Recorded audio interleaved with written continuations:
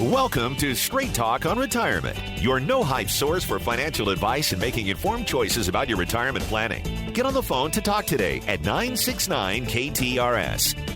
The opinions voiced in this show are for general information only and are not intended to provide specific advice or recommendations for any individual. To determine which investments may be appropriate for you, consult with your attorney, accountant, and financial advisor or tax advisor prior to investing. Securities offered through LPL Financial, member FINRA SIPC. Investment advice offered through Private Advisor Group, a registered investment advisor. Private Advisor Group and JBL Financial Services, Inc. are separate entities from LPL Financial. Now, here are your retirement coaches, Jeff and Aaron Lapidus. Well, hello, St. Louis, and welcome to Straight Talk on Retirement. You're live and local, St. Louis's favorite financial call-in show. I'm Jeff Lapidus, president of JBL Financial Services. Our offices are located in beautiful, we'd love if it was sunny, downtown Olivet, Missouri. I am a 42-year veteran of the financial services area, a fee-based financial planner and wealth manager. And I'm joined by my co-host, my very favorite oldest prodigal daughter, Aaron Lapidus, who also is a fee-based financial planner and wealth manager. And we help our clients make smart choices about their money. The way we do that is by designing a game plan, a written step-by-step strategy, a real game plan that has several goals in mind. First is to preserve, protect, and prudently grow the assets our clients have taken their entire lifetimes to accumulate. Second is to deliver a reliable stream of income, one thing to count on, so they can do all the things they'd like to do during retirement. And third is cost-effectively addressing their health care needs, like helping individuals enroll in Medicare and choosing the right plan to supplement their medical coverage. And then when they're done enjoying their assets during their lifetime, we show them how to pass them on to the people they love, whether it's their spouses or children, grandchildren, churches, or charities, whoever it might be, without Uncle Sam or the tax courts taking a big bite out of their money. And as their wealth managers, Aaron and I watch their money every single day to make sure they're staying on track. And that's why they call us the retirement coaches. Good morning, babe. Good morning. It's nice that you're there in the station. You know, I'm out in beautiful, and it's cold, by the way, Southern freezing, California. I'm sure. Well, it's 45 degrees, and all I can tell you is about 5 minutes ago, a coyote the size of a wolf came walking by our back door. It was a little scary. I was glad I was inside. We are all glad that you're still here with us, not dragged off somewhere. Well, it's great for everybody to know that we're here. Happy New Year to you. Yes, our first show of the new year and our last 1 hour long show. That's right, because based on popular demand, giving the people what they want. We're going to 2 hours starting next week. So from 9 to 11, you'll get a lot more Straight Talk on Retirement with Aaron and I. So we're really looking forward to doing that. And new year, new show. That's right. Well, great. We do want to remind everybody that all of our clients are folks that are just like you. They're our listeners. They're 55 and older. They're looking forward to retiring, or they're already retired. And as Aaron mentioned, we create a game plan for them so they can have a fun and hopefully financially successful retirement. That's right. Before we do get into our programming today, again, we want to remind everybody we are live and local. We'd love to hear from you. 931-5877, star 5877 from your cell phones, or 84126 from the text line. Babe, are we going to unravel or uncover or let folks know about our new newsletter this month, or are we going to hold on wraps for another week? We're going to hold that under wraps for another week because unlike the hardworking employees at JBL Financial, many people have taken vacation. So the printing presses were closed for a few days this past week, and we do not have the new January newsletter quite available yet, but you can always log onto our website, jblfinancial.com. A pop-up box will appear on the lower left-hand side of the screen that says sign up. You can click that and sign up for our monthly newsletter, or you can scroll to the middle of the page and click sign up, and we will send that out to you every single month. the great thing is that we also keep over a year's worth of our newsletters archived on the website for you. So the December 2021 newsletter is still up and available. If anyone would like to take a look back into history and take a look at that while we wait for the brand new 2022 newsletter to come out. That's wonderful. And again, all you need to do is go to our website, jblfinancial.com, click on that Coach's Corner newsletter icon, if you like. That's at the bottom left of the screen. And one also we have roving around. So easy to do. Just give us your name, your email address, and we're happy to send that to you every single month. And we know that most folks that we're visiting with during our coaching sessions, and we're starting those, we really started them, I guess, the last couple of weeks. We're continuing to go through these, is to discuss what's going to happen next year in the market, or this year now, right? That's right. What's going to be, what does the upcoming 6 months look like in the market? And I think it's important to really just talk about the market, what's driving the market, because we're not really prognosticators, are we? No, we are. We're not get paid for that. We get paid to invest people's money and make it grow and do all and create the income stream for them so they can do all the things that they want to do in retirement. I can say one thing with confidence, though. I'm very confident that the market will go up. It'll also come back down again. Yeah, so for us, the real question here is, what are the forces driving market movements?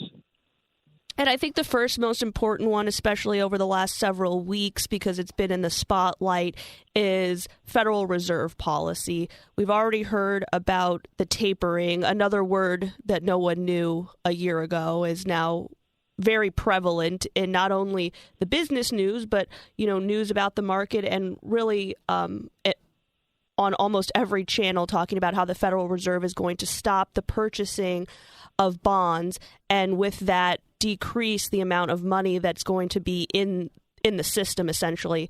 They're also doing something else which isn't as frequently talked about, where the bonds they already have on the balance sheet, they're going to let them expire. So what that means is they're really shrinking the money supply in two ways, without even having to raise interest rates quite yet, because though that should naturally create a rise in rates when less bonds are purchased, or when less money is available, rather.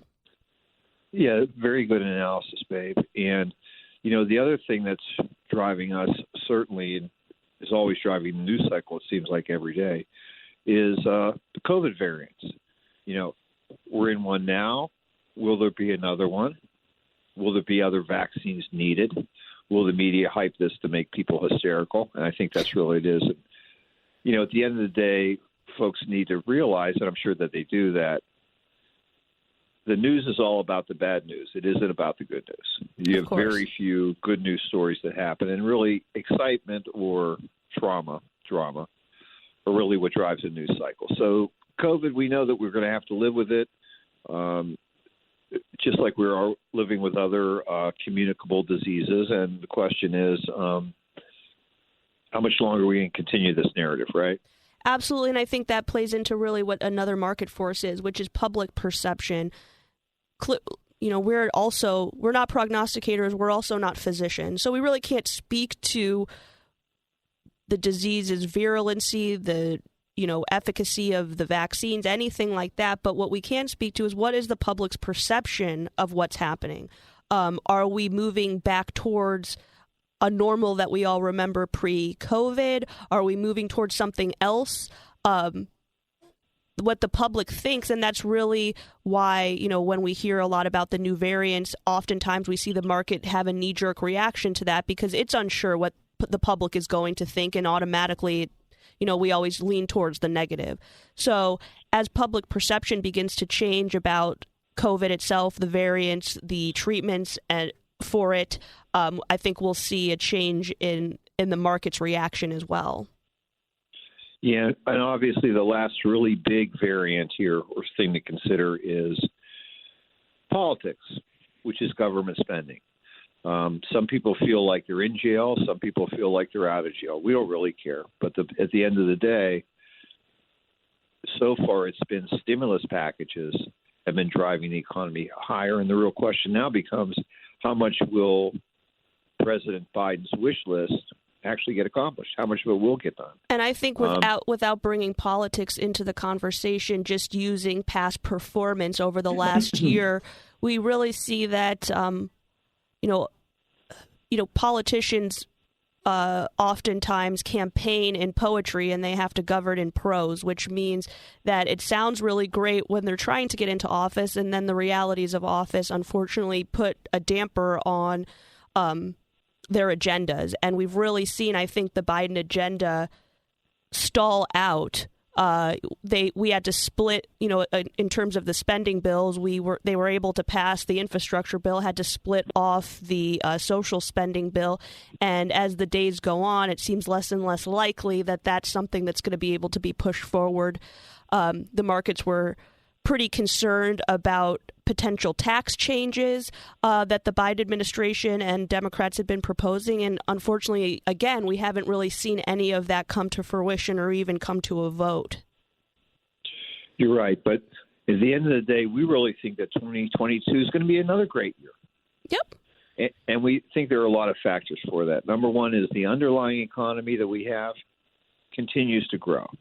The base itself is very strong. And we just got some excellent or some better than anticipated economic news towards the end of the year that unemployment numbers were continuing to decrease. We've heard quite a few companies talking about significant wage increases across the board, some of which to help combat inflation, others to really the natural supply and demand of the market. Companies are in need of employees, and they're going to have to pay more to get them. Well, you're right, Dave. And we know that inflation is here. It's always been here. The question is whether these current levels are going to stay here forever, and we don't really think that's going to happen. Right. I think that we've talked about inflation quite a few times. And really it comprises a basket of different goods. I think when we think about the retail side of things or consumer discretionary products. So if we think about like Nike shoes and things that you purchase with your what you would call, your excess income or your disposable income, a lot of those prices I don't think are coming back down, because what companies have realized, we went through a very successful Christmas season for retail, and some of that was because of the rise in prices. So I think that tells retail companies that Americans can afford the higher prices and are willing to continue to keep buying. Maybe they didn't garner a lot of new clients, but they were able to maintain their current ones. So what incentive would these companies have to bring prices back down? Now, food and, lumber and things like that that have a natural ebb and flow will probably see those prices eventually start to come down. Yeah, and again, a low interest rate environment also is really good for business expansion. At the same time, unfortunately, it's not great for savers. But this really leads folks more to investing in the financial markets. And I think you make a good point, Dad. Even if rates start to naturally rise because the Federal Reserve is putting less money into the market, we're still going to be in a low interest rate environment. Even if the Federal Reserve decides to increase interest rates next year 1-2 times, we're still going to be in a low interest rate environment. It's not going to be as low as it is now, but we're still looking at a relatively loose money supply. Yes, I think you're right, babe. And at the end of the day, what happens is that low interest rates are not an incentive to put money into savings. It's really to put money into investments. And that's right. And because we have a finite number of stocks to trade every day on the market, what happens is more money chasing the same number of stocks. Guess what? We call that wealth inflation, right? Because absolutely, prices tend to go up. At the end of the day, volatility has always been with us, and it's going to continue to stay. And the price that volatility is the chance, or the price we pay is for the chance of greater returns in the future. So we embrace volatility. It gives us buying opportunities as well. So what's our game plan for 2022? Well, number one, and this is our game plan. This is part of our game plan every year, is to rebalance our portfolios to capture the gains of the past and keep our portfolios in line with your risk tolerance. So we often see especially over the last several years, when stocks continue to significantly outpace the fixed income components of your portfolio, you often start to see your mix become significantly more dominated by the equity side of your portfolio as it's growing more rapidly. So a rebalance will help shift you back into your preferred risk tolerance while giving you the opportunity to capture some of those gains that you hopefully had over the last year. Right. And what we like to do then is to skim those gains, put them into cash, and we use that to deal with the income needs of our clients as well as any capital needs that they may have, which is kind of fun. And I think I think it's also kind of important to point out here that with, the individuals that we work with, we're always determining how much of those gains do we need to hold in cash and then reinvesting the rest. Many people are, still participating in their 401ks or their other retirement plans at work. It's important to rebalance even if you aren't currently taking income from your retirement plans, or if you're someone that's already rolled your 401k into an IRA and you are self-directing it or working with an individual. It still makes sense to rebalance even if maybe we're not creating cash for income need. Yes, that's right. So at the end of the day, stay invested, be invested. It's really the only game in town. And also make sure that, and as we always are, we're very mindful of taxes in terms of the rebalancing process. So taxes are a drain on capital. Let's not drain our capital, right? And speaking of taxes, they've had some changes to the tax code for 2022. And really, I think a lot of this has to do with cost of living adjustments, essentially. And I thought we should go over 4 or 5 of the most important points of the changes to the tax code for the upcoming year. Yes, because I think, again, it's always important to realize that the tax code is really its own playbook. And effectively using that playbook helps you not only grow your capital, but at the same time reduce your drainage, i.e., taxes. And it's great to talk about this first day of the year because most people have not received a single paycheck yet. So this will give you the opportunity to plan out almost, even at least the first 6 months of 2022, potentially all of 2022. You're right, babe. The first one is that, and again, this is for our folks that are considering retirement, maybe not full-time, but even possibly working part-time, that you can earn more now before taking the Social Security take-back, which usually occurs between the ages of 62 and your normal retirement date. So now this year you can earn up to $19,560 without Uncle Sam taking back part of your Social Security. Right, and this number comes from if you are an individual that maybe has scaled back at work and you're considering using Social Security to help supplement your income. If you are pre the year you reach your normal retirement age, the government puts a restriction on how much you can earn without taking a piece of your Social Security back. So like my dad just mentioned, the $19,560 number is the most that you can earn without disrupting a Social Security benefit that you might be receiving. For every $2 over that number, Social Security is going to take $1 back if you're earning over that $19,560 number. And again, I think what's important here is to make the point that we're talking about earned income, which is wages. Right. So pension income, investment income doesn't count towards that $19,560 number. Right. Any other passive income is not right. It's just wages. Exactly. The second one is the standard deduction. There are many folks that, because of the tax changes, are no longer able to itemize their returns. So the standard deduction for a single person has gone up to $12,950, and for a couple married filing jointly, it's now at $25,900 for the year. So even more difficult to itemize. Yes, a lot than last year. Exactly. So let's talk about a couple of the fun ones, babe. The first one is gifting. Clients always have questions about gifts, whether it's gifting to charities, gifting to family members, etc. And so what's nice is that the annual limitation for gifts has now increased to $16,000 for the calendar year. I think what's important here to remember is that gift can be made by you to as many individuals that you want to. And obviously, if you're married, then we're double. We're at $32,000, right? Right, and I feel like the original gift exclusion number was $15,000, and I feel like that had held steady for quite some time, maybe five years. So this is a newer. Usually we see the Social Security take back number. It rises every year with cost of living, but the gift exclusion usually doesn't.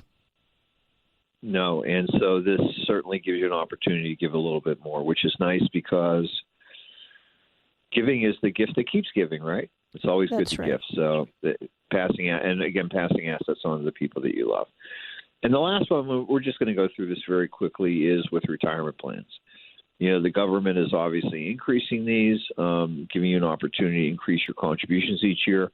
And frankly, it totally makes sense to do pre-tax investing because it's just the best of both worlds. Number one is when you're putting money in, you're not paying federal or state taxes on it, and it grows income tax deferred until the time you get to take that money out.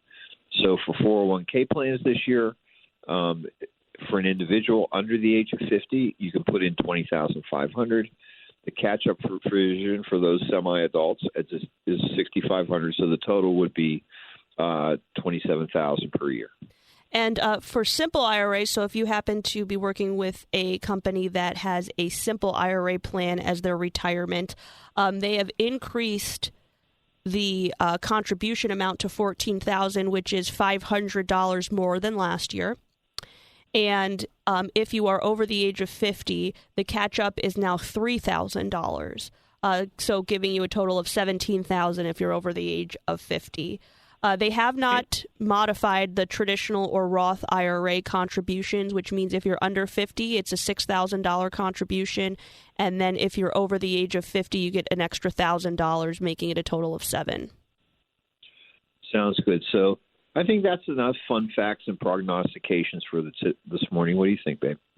I think so. It's always nice to hear about what some of these changes are, and if you didn't have the opportunity to jot them down, you can absolutely go onto the IRS.gov website and get a refresher on those numbers. Because for many individuals that are still working, you may, if you haven't elected a percentage deduction from your paycheck, you maybe are using a specific dollar amount, you may want to talk to your HR department to change those elections, potentially increase them, so you make sure to get that full amount into those retirement plans.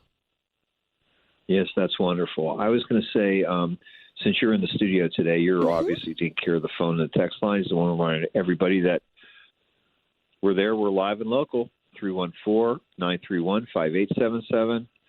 Star 5877 from your cell phones, or 84126 from the text line. I'll bet we probably already have a text question this morning, don't we? We do have a couple. And I think since we were just talking about the IRS, it seems like this is very timely.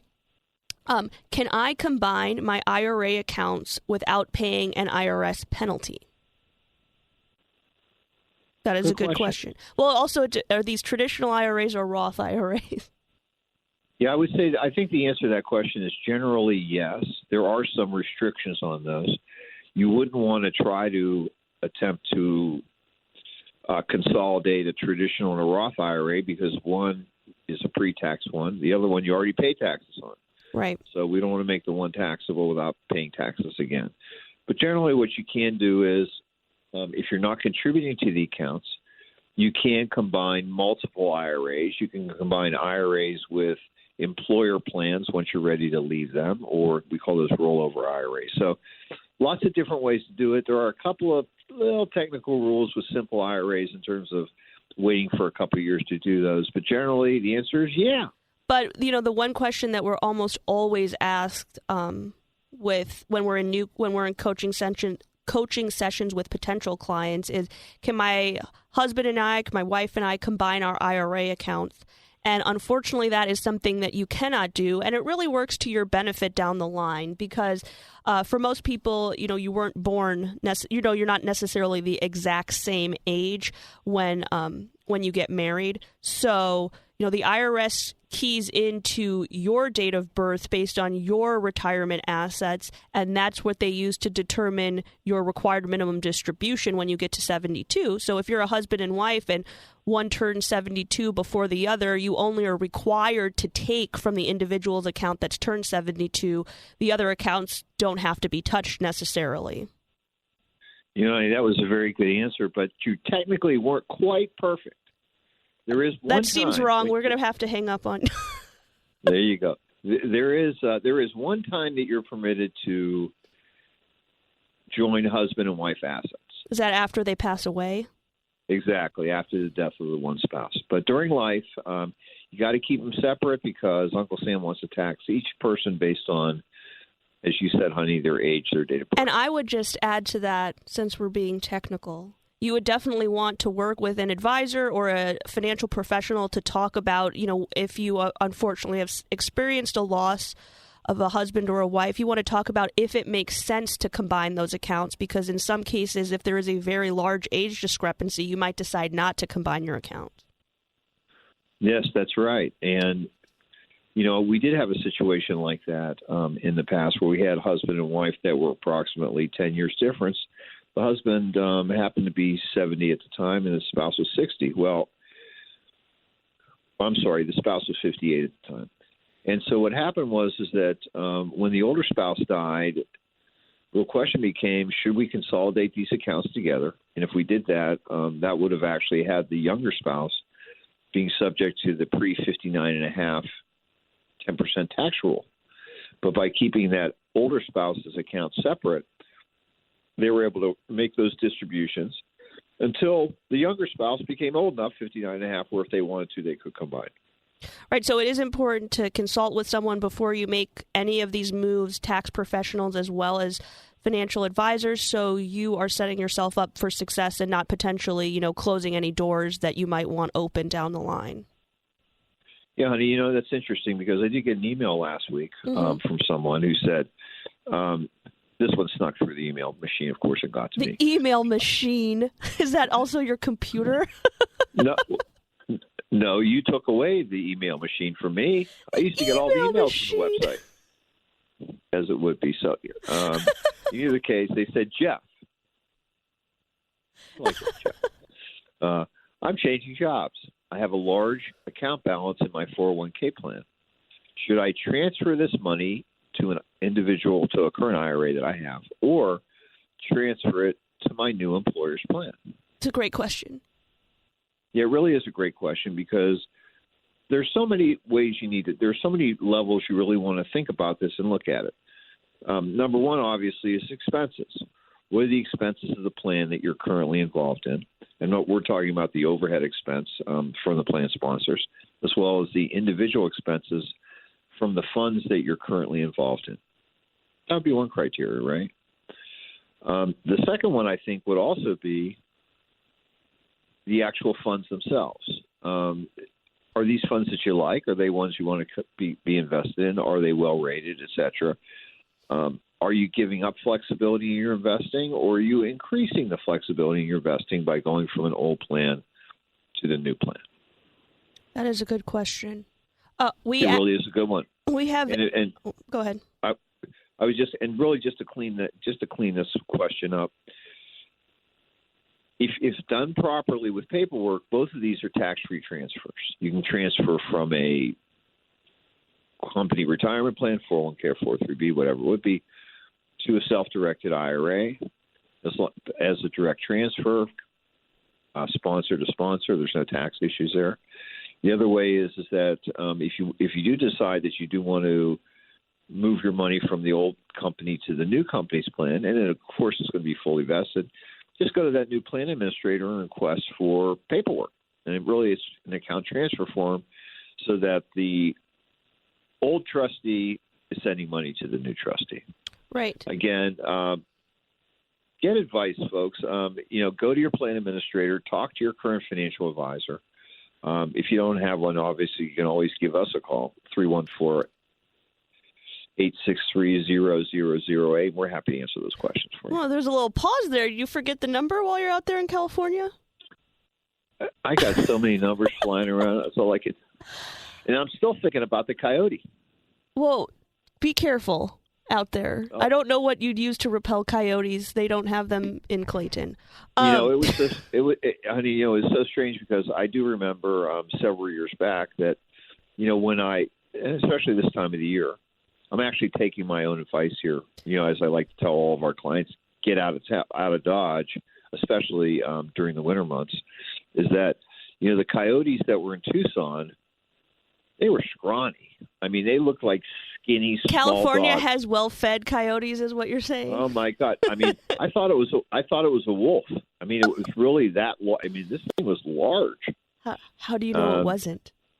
Well, we have. Honey, I'm not real good on those. But go ahead. We need the animal advice show for that. There you go. We have a serious text question here. Okay.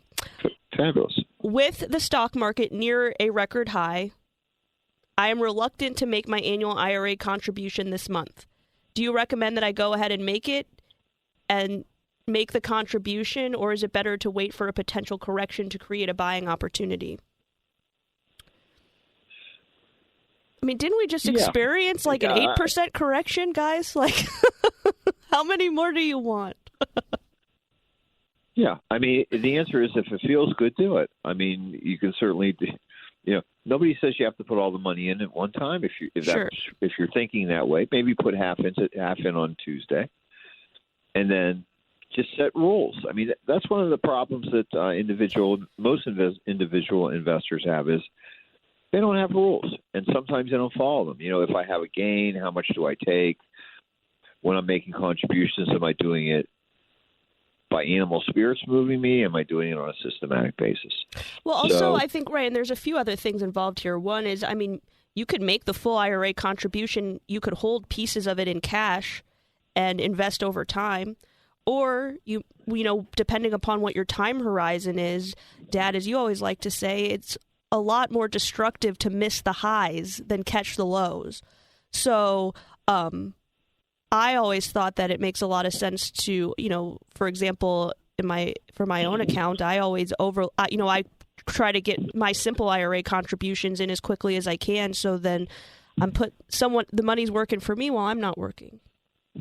Hopefully. Yeah. I 100% agree with you. It's good. So, if it makes you feel good, do it. But the bottom line is being invested and getting invested and staying invested is really the right way to go. Right. That's how, you build capital over time inside of your retirement plans, but also if you don't have access necessarily, or you can contribute in addition to like your IRA accounts. Yeah. And, one other question and I think what's kind of neat about this particular question is that making new contributions is also a form of rebalancing. Yes. You're adding new capital into the capital that you have. And so, we do often are asked the question about how often should I rebalance my portfolio? How often do we rebalance client portfolios? And when should I consider doing this for 2022? Well, honey, I'm going to let you take a shot at answering this question, and I'll probably come in with some other comments. Well, then, we like to rebalance the portfolios twice a year, once at the end of June and once at the end of December. We think that it's important to be mechanical about things because, unfortunately, you're not really able to time the market over long periods of time. Maybe you're able to catch a dip or a high every once in a while, but just like you said, Dad, if you're considering long-term investing, which most people are, because what we've noticed and what we know is that you have the potential to be retired for longer than you were working. So the same way that we built that capital, we want to be able to sustain it over a long period of time, and that usually means staying invested. Yes, I think that you're right. And, we laugh about it in our office, but we call the process Jeff and Jesus.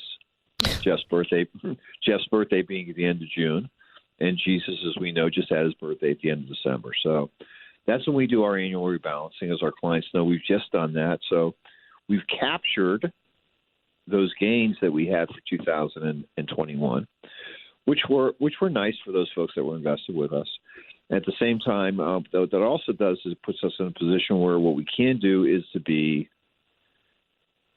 not only mechanical, as Aaron was mentioning, but also because it's a chance to start and think about sector concentrations. And so we've made some changes in our sector concentrations in the things that we're adding emphasis to that we anticipate, we're hoping, will do better next year. And I think that also, like we just mentioned, talking about that we mechanically invest or we mechanically rebalance twice a year, that goes back to the rules and sticking to the rules as an investor. So for not only ourselves, but for the individuals that we work with, we've created a set of rules that we stick to, and rebalancing twice a year is one of those rules.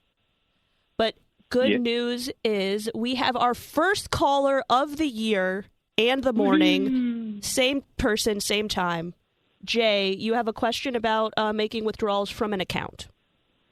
Yeah, but I didn't expect the fanfare. Wow, that's interesting. Anyway, I am in the process of buying a car. It came in a little earlier than I anticipated. Didn't think it would come in until the springtime. Anyway, luckiest guy on earth, I think. We've only been hearing about car shortages all over the country. Well, that's true, and this is a pretty special car. But anyway, won't go into that too much unless you want to know. I can tell you. It might be starting with a V as in Victor, and it has an E and a T in it, doesn't it? But well, anyway, then. Yeah, and they're pretty. Those are fancy. Anyway, I pulled a little too much money out, I think, of my account to pay for this guy. And I'm wondering if I can put that money back without having big income tax or tax consequences, because the dealer now is talking to me. Well, they say, well, you could do better if you took a little loan for part of the car purchase.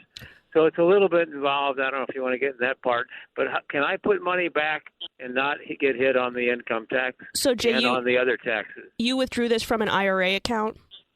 Some, yes, some that, and some a trust account. So with when did you make this withdrawal? Was it within last week? This week. This week? Week? Well, then 2 days ago. 3 days ago. Great news. You have 57 days. So you have 60 days to return the money to your IRA account without having to pay the taxes on the withdrawal. So whatever portion from the IRA you can return within 60 days, but unfortunately I probably had to make some sales in the trust account in order to get that access to that money. So those capital gains, unfortunately, there's no reversal of that one. Yeah, I was afraid of that. Well, you might be able to put some back into that IRA. Okay. All right. Well, I appreciate it. Thanks so much. Thank you. You're very welcome. And I was going to say that, again, thanks for being number one caller of the year. That's right. I guess the only other thing I was thinking kind of, Babe, was that if our caller, and we didn't get this information, but let's just assume for a moment that he was itemizing his deductions. Mm-hmm.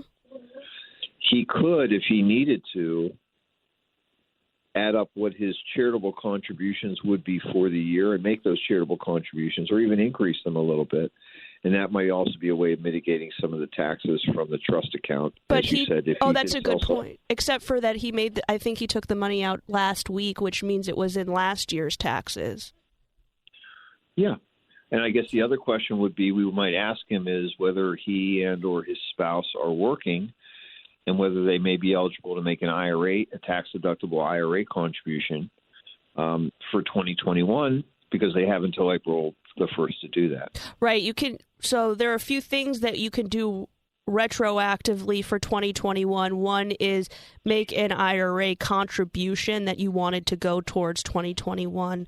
There are some things that you cannot do retroactively. For example, if you were someone considering a Roth conversion, you're not able to do that. If you are someone that unfortunately missed your required minimum distribution. Maybe you have a beneficiary IRA or you're over the age of 72 and you missed an account, you were off by some money in terms of what you needed to take out.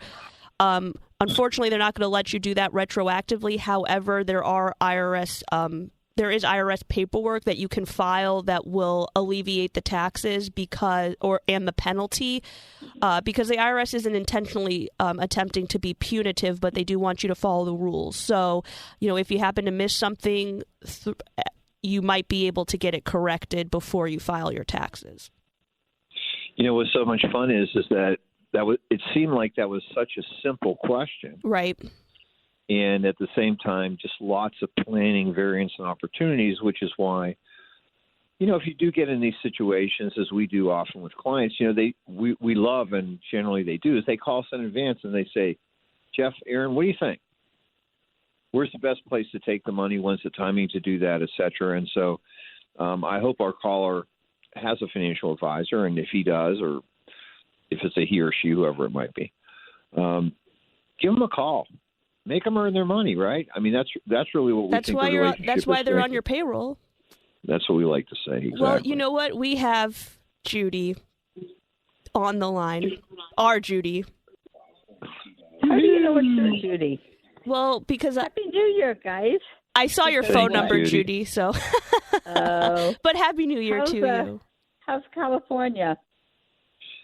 It's been very. It's rained almost every single day, and the temperatures and it's been overcast. And Thank you, Judy. Thank you, Judy. I didn't have to do that. They're in the low 50s, and so unfortunately, Judy, I didn't bring a coat with me or galoshes. And it's been very cold, or galoshes, and so what's neat is today's supposed to be the first day of 60-degree weather and sunshine for the next 10 to 12 days. So. I think that we need to have Judy into the studio so we can record some of those sounds so I can play them every once in a while. They were good ones. Well, it's cold here. It is. Well, we get our own Kramer machine. That sounds good. You have a Medicare question, don't you, Judy? Well, I'm a worry board. So we have not. So, my birthday is the end of the month. Mm-hmm. So we elected to have our new medication premiums taken out of our Medicare. Out of Social Security, you mean? Social Security. Mm-hmm. So how long do I have to pay that? You're saying you just a booklet. You just got the booklet in the mail? We haven't gotten a booklet yet. Well, if you haven't gotten the booklet, then you should notice that your Social Security check is going to be decreased by the premium amount because it's coming directly out of your Social Security benefit. So you won't get a booklet. My birthday isn't until the end of the month, so does that matter? No. So when I go to pick up my medicine, let's say on Friday, I'll use my new card, and it'll be okay. It'll be just fine. All right. And I'm glad you got your new card because some people haven't even received that yet, unfortunately, with the mail being a little slow this year. So new card in hand, you'll be just fine. That was another great one. We need that one on the soundboard, too. All right. Well, thank you, guys. We'll see you later on in the year. Thank you, Judy. Happy New Year. All right. Thanks. Bye. Thanks for calling, Judy, and brightening up the new year for us. Indeed. That's wonderful. So anybody else that we have currently waiting for us on the text line, babe? No one on hold, but we do have a couple of text questions. Hello. How often do you visit with your clients, and is there a separate fee to do so? Well, the answer to the first question, I think, is... Once a quarter? Not once a quarter at least, sometimes more. Not enough, I would like to say generally. We love to see our clients. Mm-hmm. And the second thing is we never charge for coaching sessions, whether they're for current clients or for prospective clients. All of those charges and all of those services that we provide are wrapped up in our investment advisory fee, which is 0.25% per quarter. Right, so we don't charge anything a la carte, meaning, when you decide to join us and we begin the management of your assets, we're going to charge annually that 1%. So that means all of your calls, all of your emails, all of the times you want to come in and visit with us, any type of work that we need to do in your account, be it changing the registration, changing the investments, adding beneficiaries, taking beneficiaries off, setting up mechanisms for you to receive withdrawals, all of that is included in our fee. Yes, it is. And for those folks that come to visit with us that are a little early, and we determine that, or they've decided that they're not going to retire right away, what we do is we do offer them, and we give them the opportunity to permit us to make some suggestions on their 401k mixes, et cetera. We call that education. Yes, we do, and we don't charge for those services either. That's right. And I think you really had a fun appointment yesterday with. They think of themselves as clients. So do we, but some prospective clients yesterday. And this has really been a process that's been going on for some time, right? That's right. I had the joyous opportunity of meeting with a couple that we have met with on multiple occasions over. I think it's got to be at least 5 years at this point. Once every 6 months, we sit down and make sure that they're still on track for what their goals are, which is retirement sometime before his wife puts her foot down. And it's going to be sometime this year. But, we've assisted in education of of the husband's 401k over the last several years, talked about planning, talked about, paying down the mortgage. And that was another reason why this appointment was so exciting, is because they had literally made their last mortgage payment a few days before they came to see us again. So they're going to be able to retire mortgage free. And, they've spent the time accumulating, reallocating their assets inside of the 401k over the last several years with our education. And now when it's time to pull the trigger sometime, I keep saying sometime this year because we had originally settled on March, but now it sounds like December. So we all know where that goes. Yeah. Right. So it's sometimes for some individuals, it's a process, meaning, they've decided to start their planning either well in advance or, maybe they felt like they needed a little bit of direction in advance. And for others, it could be, I'm retiring in a couple of weeks. What do we do here? Yeah. And I thought what was interesting about this case is it really kind of comes down to the core decision making that people do in terms of when they're ready to retire. When we're at work, we create our own social circles, habits, and at the same time, hopefully you're being reasonably compensated for the work that you're doing. Making that decision to leave that environment and go into a new environment where you've got to recreate your new habits, you have to replace part of that paycheck. You got to be ready.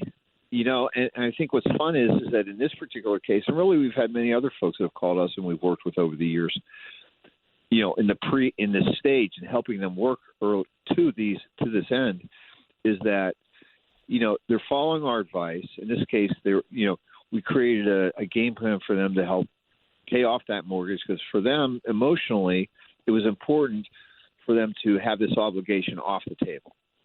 And what's fun is that in this particular case, this client of ours had a goal in terms of this is how much money I want to have in my retirement plan, and then I'll feel comfortable that I can retire. And I thought it was curious. Unfortunately, I wasn't able to be there, but he hit the goal and then he made a new one.